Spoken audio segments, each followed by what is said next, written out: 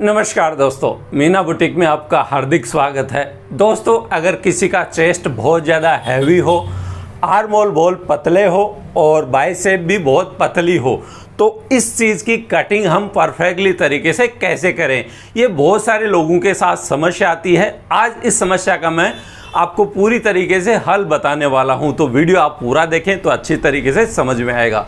देखिए दोस्तों, सबसे पहले तो आपको मेजरमेंट लेने में ही सावधानी बरतनी होगी। सावधानी क्या बरतनी है, ये देखिए। ये मान लीजिए ये इसका चेस्ट है, ये काफ़ी भारी है।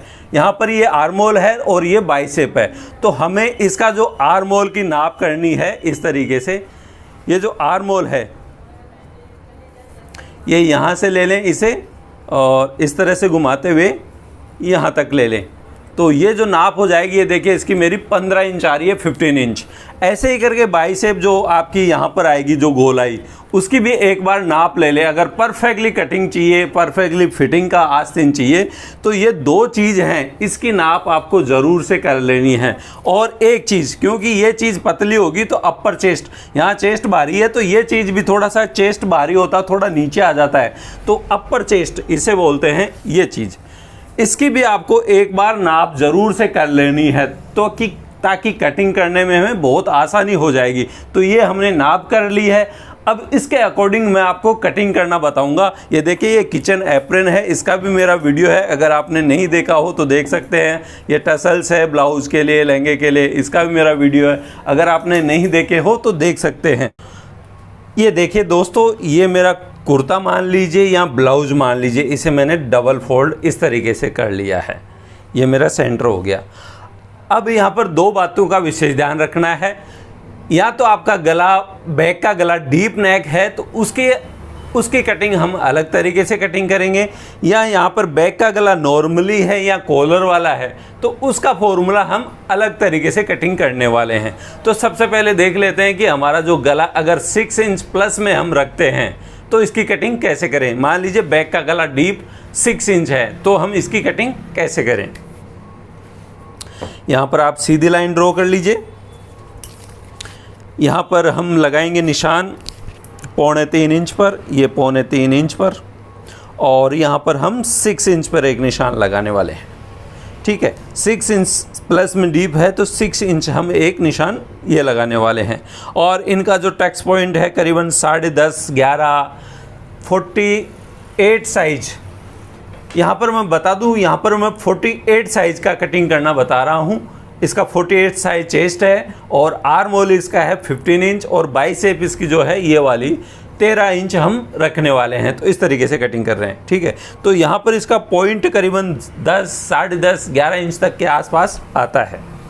तो ये निशान भी हम इस तरह से लगा लेते हैं और ये निशान भी हम इस तरह से लगा लेते हैं।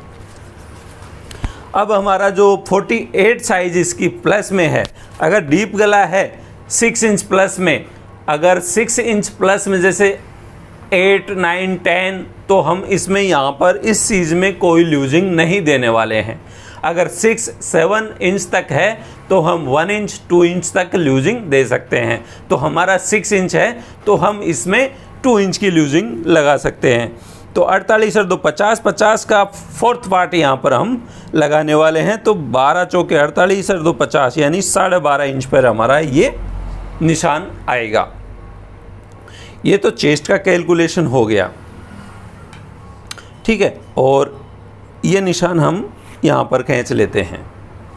अपर चेस्ट का भी आप नाप करें तो इससे करीबन 2 इंच, 4 इंच, 5 इंच अंदर की तरफ होता है। तो इसे हम ऐसे कैसे यहाँ पर 12 इंच पे निशान लगा लेते हैं और इस तरह का स्केल हो उसकी सहायता से आप इस तरह से, ये वाले स्केल आपको मार्केट में आसानी से मिल जाएंगे, इस तरह से आप शेप लगा सकते हैं ताकि ये कॉर्नर सा बाहर की तरफ न निकले और अच्छे से इसका शेप आए। 1.5 इंच यहाँ पर हम इसमें एक शेप लगा लेते हैं और यहाँ पर एक लाइन ड्रॉ कर लेते हैं और यहाँ से इसमें गोलाई दे देते हैं। ठीक है, अब इस चीज़ को नापते हैं। ये हमें चाहिए 15 इंच। मेन प्रॉब्लम यहीं पर आती है। ये देखिए, यहाँ से हम इसे नाप रहे हैं, ये आ गया हमारा 10 इंच के आसपास। ठीक है, ये 10 इंच के आसपास हमारा आ रहा है, ये हमारा एक्स्ट्रा जा रहा है, इसलिए हम यहाँ पर ये देखिए 5.5 इंच पर 5.5 इंच पे निशान लगाएंगे। पहले 6 इंच लगाया था, अब हम 5.5 इंच पे निशान लगाएंगे। ये सेम निशान हमारा इसी तरह से होगा, क्योंकि यहाँ पर भी हम इसे छोटा नहीं कर सकते या बड़ा नहीं कर सकते, क्योंकि अगर ये चीज़ छोटी होगी, बाइसेप छोटी होगी, तो सीधी सी बात है इसका शोल्डर भी कम ही होगा। अगर शोल्डर बड़ा होता तो आर्म होल भी बड़ा होता और बाइसेप भी बड़ी होती। तो इसलिए इस चीज़ को हम इस तरह से लेंगे और इसे हम इस तरह से मार्किंग लगाएंगे और इसे फिर से हम नाप लेंगे। ये हमारा आ गया 8.5 का 8 दूनी 16 और 1 17 इंच हो गया, 2 इंच प्लस में जा रहा है। तो हल्का सा आप यहाँ से इसमें इस तरह से शेप लगा सकते हैं, आधा इंच का। फिर से हम इसे नापते हैं इस तरह से, तो ये हमारा 8.5 इंच पे है। अब इसमें दोस्तों क्या करना है, ये ब्लाउज़ की कटिंग है हमारी, ये चीज़ हमारी ब्लाउज़ की है। और यहाँ पर ये देखिए, ये 6 इंच का हमारा यहाँ से इसका गला आ जाएगा, ठीक है, इस तरह से। तो थोड़ा सा एक्स्ट्रा लूज अगर रह जाएगा तो कोई प्रॉब्लम नहीं है, इससे ज़्यादा अगर जाता है तो प्रॉब्लम रहती है। तो इसलिए इस चीज़ को इस तरह से आप कटिंग करेंगे तो कोई दिक्कत नहीं आएगी। तो ये तो हो गया इसका ब्लाउज़ के 6 इंच डीप गले की। इसकी आस्तीन मैं बाद में कटिंग करना बताऊं, तो मैं इसे इस तरह से इसे दोबारा से फोल्ड करके इस तरह से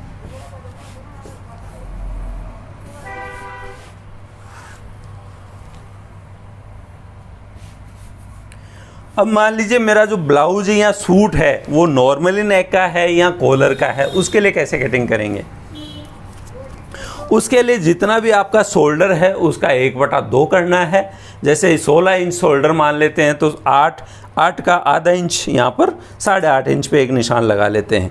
गले का निशान हम 3 सवा 3 इंच पे लगा लेते हैं। इनके अलग अलग छोटे छोटे फॉर्मूले रहते हैं, तो वो हर वीडियो में बताते रहता हूँ। तो ये यहाँ पर हम लगा लेते हैं।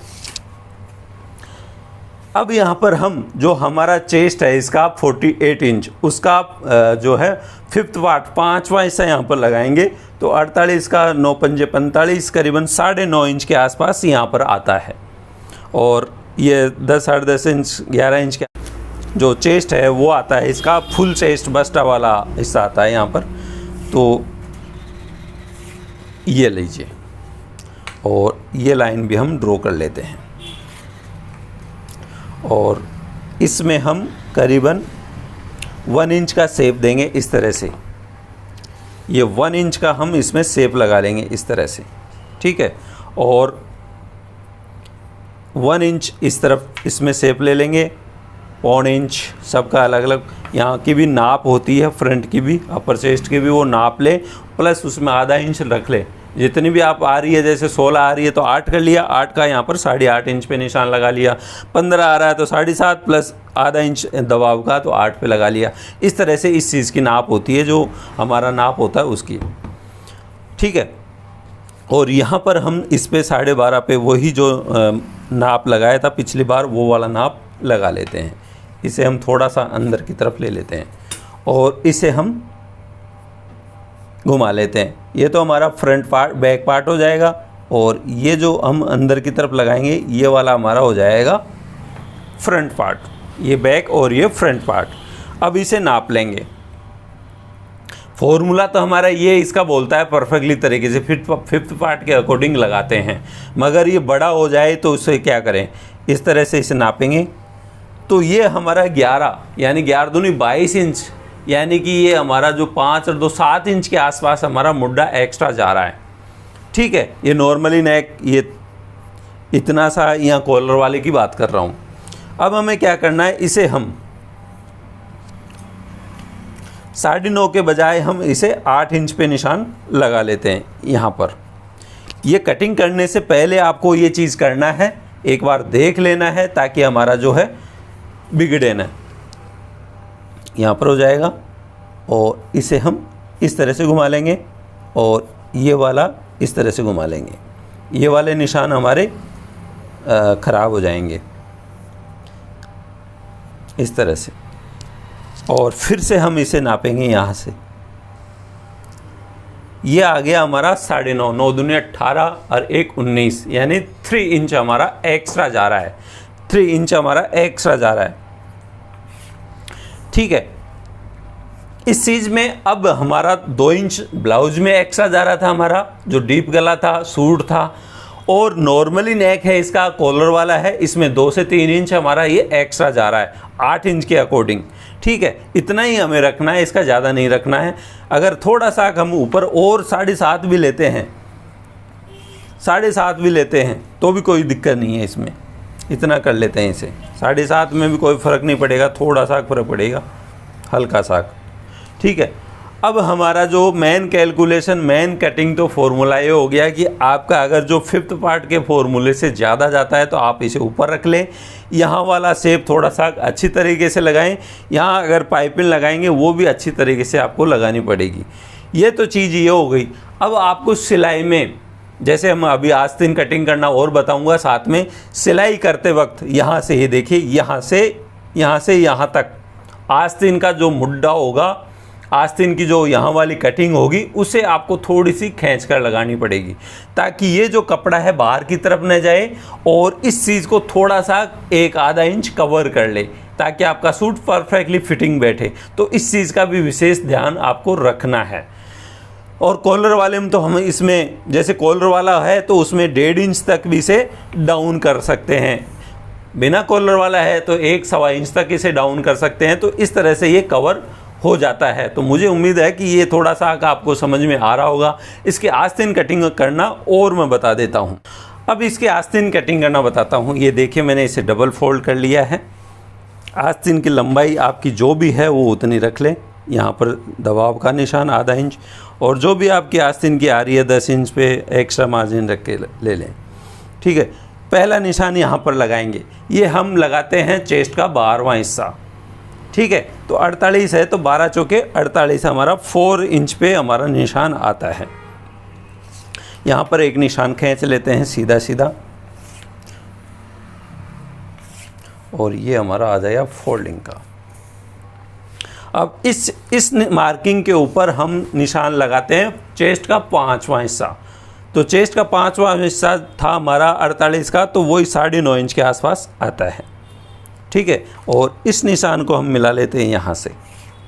इसके बाद में करीबन यहाँ से हमारी आस्तीन की जो है 13 इंच के आसपास हमने नापी थी, तो 13 की जगह हम 7 इंच पे निशान लगा लेते हैं, 1/2 इंच एक्स्ट्रा दोनों तरफ से। 6.5 होगा, बिल्कुल फिटिंग की आएगी। आस्तीन मोरी भी करीबन इतनी ही होगी, तो ये 6.5 पे लगा लेते हैं। और इसके लिए आपको इस तरह का स्केल लेना है और इस तरह से इसे घुमाकर शेप लगाना है। या थोड़ा सा हल्का सा और चाहिए शेप का, तो इस तरह से आप लगा सकते हैं ये वाला शेप। तो ये वाई शेप का शेप लगाएंगे तो ऑटोमेटिकली ठीक हो जाएगा। 1/2 इंच इसमें प्लस बाहर की तरफ, आधा अंदर की तरफ मिलाते हैं। अब इसे हम नाप लेते हैं कि हमारा जो मुड्ढा है वो कितना आएगा। ये 10 इंच आ रहा है, 20 हमें चाहिए करीबन 2 इंच उसमें लूज़ रखा है, तो 8.5 इंच के आसपास।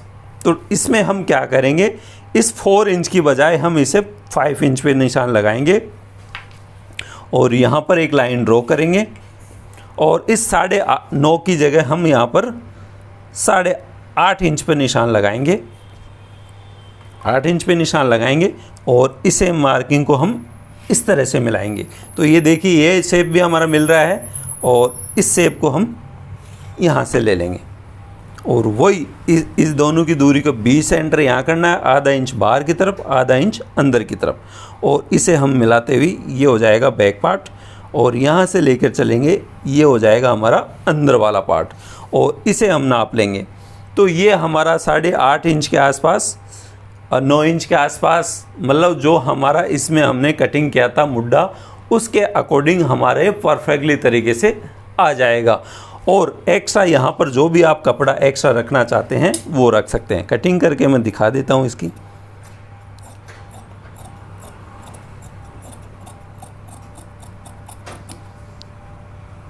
यहाँ पर ये जो मार्जिन आप सूट में जितना रखेंगे उतना ही मार्जिन यहाँ पर आपको रखना पड़ेगा।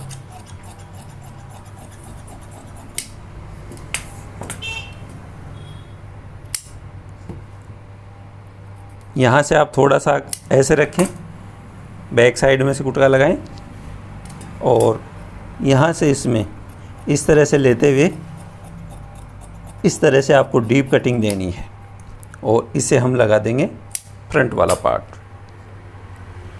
अब दोस्तों मैं एक चीज़ आपको यहाँ पर बता रहा था कि यहाँ पर जो ये मार्किंग है हमारा, यहाँ पर जो आर्म होल में, सूट में, ब्लाउज़ में बता रहा था कि यहाँ से यहाँ तक, यहाँ से यहाँ तक, इस चीज़ को आपको खींच के लगाना, आस्तीन को। यहाँ पर आपको कभी भी खींच के नहीं लगाना है। तो आस्तीन जो ये वाला जो निशान होता है यहाँ पर बाहर की तरफ जाता है, वो यहाँ से अगर इस चीज़ को, फ्रंट को और बैक को थोड़ा सा खींच के लगाएंगे तो उस बाहर जाती हुई जो कपड़ा होगा उसे अंदर की तरफ रखेगा और परफेक्टली फिटिंग वाला बैठेगा।